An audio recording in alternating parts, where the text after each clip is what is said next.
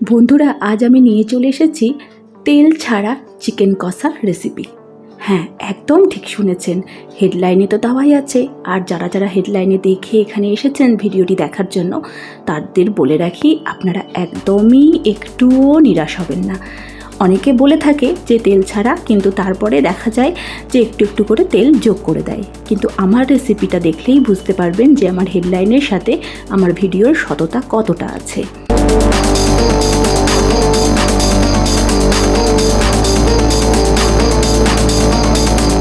Daily blogs with Moumita নিক চ্যানেলে আমি মৌমিতা আজকে নিয়ে চলে এসেছি একটি রেসিপি ভিডিও, যেটি আশা করি আপনাদের প্রত্যেকের ভীষণ ভালো লাগবে, আর ভালো লাগার থেকে বেশি কাজে লাগবে।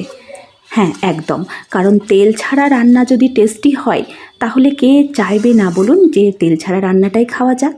তাহলে চলুন, আর একদম দেরি করব না। তো আমি আজকে চিকেনটা করব বলে এই যে 4টে পেঁয়াজ নিয়ে নিয়েছি, রসুন নিয়ে নিয়েছি, আর আদা নিয়ে নিয়েছি। তবে পেঁয়াজগুলো কুচি কুচি করব না, তার কারণ হচ্ছে কুচি করা পেঁয়াজটাকে ভাজতে গিয়ে কিন্তু অনেকখানি তেল লেগে যায়। তাই আজকে আমি কি করব, পেঁয়াজগুলোকে কেটে নিয়ে এটাকে ব্লেন্ডারে ভালো করে পেস্ট করে নেব। তাহলে কি হবে সেটা ভিডিওতে সঙ্গে থাকলেই বুঝতে পারবেন। কিন্তু পেঁয়াজ রসুন এগুলো ভাজতে গিয়ে তেলটা তো আর লাগবে না, বুঝতে পারলেন তো? তাই জন্য আজকে আমি যে চিকেন কষাটা বলেছি প্রথমেই যে একদম তেল ছাড়া, তো বুঝতেই পারছেন যে তার জন্য কিন্তু একদম প্রথম থেকেই মাথায় ধীর স্থিরভাবে এগোতে হবে।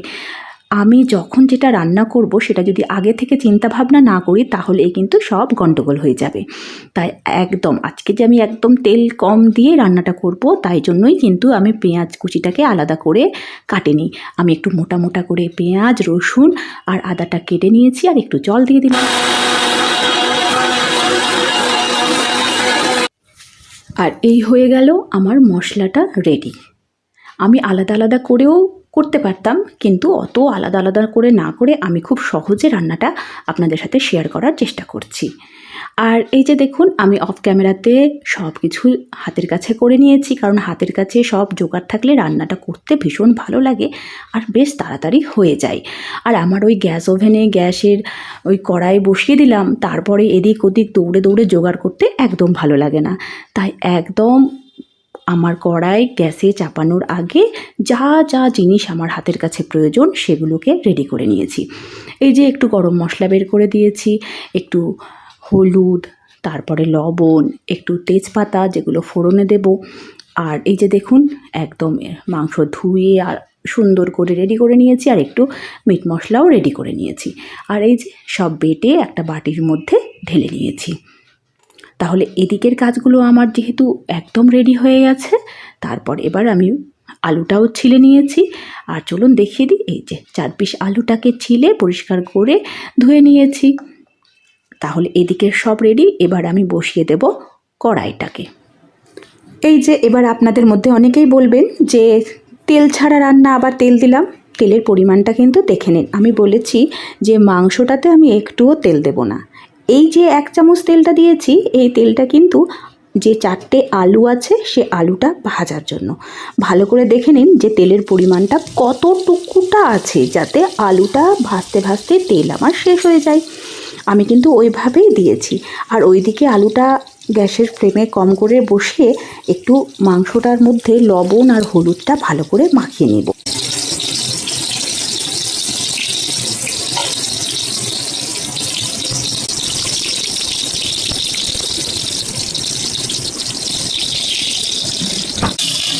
হাতে সময় থাকলে এই একদিন আমি যেভাবে আজ মাংসটা করছি সেভাবে করে দেখবেন, মাংসর স্বাদে কিন্তু কোনো পরিবর্তন আসে না। অনেকেই ভাবে যে ওই কবজি ডোবানো তেলের মধ্যে রান্না না হলে মাংসের টেস্ট আসে না, কিন্তু এগুলো ফালতু কথা। একটু যদি ধরনগুলো জেনে নেওয়া যায় তাহলে কিন্তু খুব অল্প তেলের মধ্যেই সুন্দর সুন্দর টেস্টি টেস্টি রান্না কিন্তু করা যায়। যেমন আমি এই যে 4 টুকরো আলু কেটেছি, আলুটা মাংসের মধ্যে মানে চিকেনে না দিলে ভালো লাগে, কিন্তু আমার যেহেতু বাড়িতে একটু ছোট বাচ্চা আর আমার হাজব্যান্ডেরও মাংসের আলুটা ভীষণ পছন্দ, তাই জন্যই এইখানটায় আমি এই 4টে আলু দিয়েছি। আপনারা চাইলে এটাকে স্কিপও করতে পারেন। তখন আপনারা জাস্ট 2-1 ফোঁটা তেল দেবেন, আর ওই 2-1 ফোঁটা তেলের মধ্যেই গরম মশলা আর তেজপাতাটা ফোড়ন দিয়ে দিতে পারেন। আমি যেহেতু 4টে আলু দিয়েছি তাই আমি এই 1 চামচ তেলটা দিয়েছিলাম। আলুটা তুলে নেওয়ার পর একবার কড়াইয়ের দিকে তাকালেই বুঝতে পারবেন যে ওখানে কিন্তু আর তেলের কোনো অংশ নেই। এবার ওইটার মধ্যেই আমি কিন্তু তেজপাতা আর এই গরম মশলাটা দিয়ে দিলাম, আর দিয়ে দিলাম লবণ হলুদ মাখানো যে মাংসটা আছে সেই মাংসটা। যেহেতু আমি রান্নাটা খুব কম তেলে বলতে পারেন বা একদমই তেল নাই অবস্থায় রান্না করছি, তাই একদম খেয়াল রাখতে হবে যে বারবার কিন্তু মাংসটা প্রথম দিকে কড়াইয়ে লেগে যেতে পারে।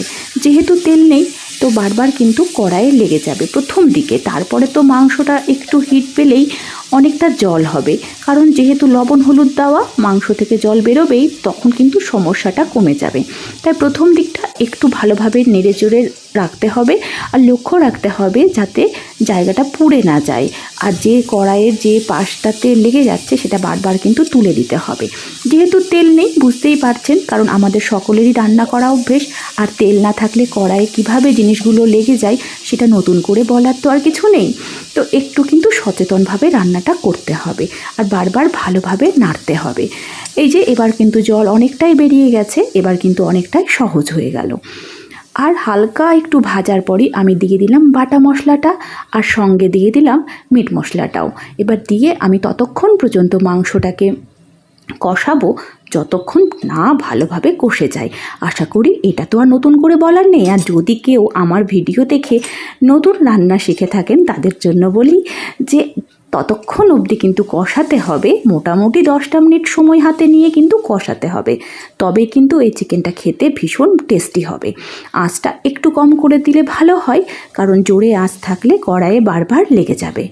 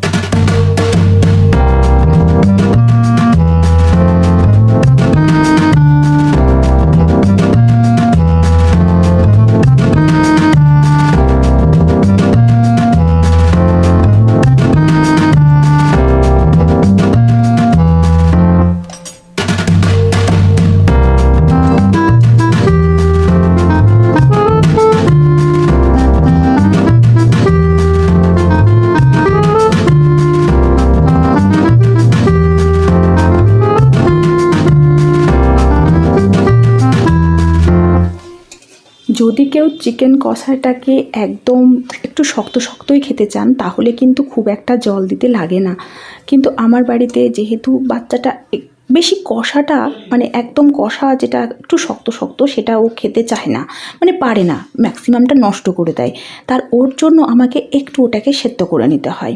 তাই আজকে আলাদাভাবে কিন্তু আলুটাও সেদ্ধ করব না, এই চিকেনের মধ্যেই হয়ে যাবে, যেহেতু নতুন আলুটা বেশি সেদ্ধর প্রয়োজনই পড়ে না। এদিকে দেখুন আমার চিকেন কষা কিন্তু একদম রেডি হয়ে গেছে, আর আমার ছেলেকে 1 পিস তুলেও দিয়ে দিয়েছি। আর এই কষা কষা একদম সেই কিন্তু খেতেও লাগে, কিন্তু আমি যেহেতু রুটিতে খাবো তার জন্য অল্প অল্প করে কিন্তু একটু ঝোলও বানাবো, আর আলুটাও সেদ্ধ করে নেব, আর মাংসটাও তখন একদম সুসেদ্ধ হয়ে যাবে। তার জন্য আমাকে এখানে অ্যাড করতে হবে একটুখানি জল। এই জলের পরিমাণটার ওপরে কিন্তু নির্ভর করে লবণটা। আমি জানি যে আমি কতটুকুটা ঝোল করব, সেই অনুপাতেই আমি লবণটাও দিয়েছিলাম। আপনারাও কিন্তু এই লবণটা খুব ভালো করে খেয়াল করে নেবেন, কারণ লবণটা এমন একটা জিনিস যেটা একটু বেশি পরিমাণ হলেও খারাপ লাগে, আবার কম হলেও খারাপ লাগে। এতক্ষণ পর্যন্ত যে সমস্ত বন্ধুরা আমার ভিডিওর সাথে যুক্ত আছেন তাদের সকলকে অনেক ধন্যবাদ। এভাবেই সবসময় আগামী দিনেও আমার পাশে থাকবেন, আমিও কিন্তু আমার বন্ধুদের পাশে সব সময় আছি। আর আজকে যদি কেউ নতুন এসে থাকেন আমার চ্যানেলে, তাহলে তাদের উদ্দেশ্যে বলে রাখি, আমার এটি ব্লগ চ্যানেল, আমি চেষ্টা করি নতুন নতুন ভিডিও এখানে দেওয়ার, আর মাঝে মধ্যে এই অয়েল ফ্রি রেসিপি বা যেগুলো একটু অন্যরকম রেসিপি সেগুলোও শেয়ার করার চেষ্টা করি। তাহলে আজকের ভিডিওটি এখানেই থাকলো, কারণ একদম আমার কষা মাংস এখন সুন্দর সুসেদ্ধ হয়ে গেছে। আর এবার আর একটুও লেট করব না, গরম গরম রুটির সাথে এই চিকেন কষা কিন্তু খেতে হবে। আর বাড়িতে বাচ্চা কিন্তু একদম সেই রেডি হয়ে আছে। তাহলে চলুন আজকের মতো টাটা বাই বাই।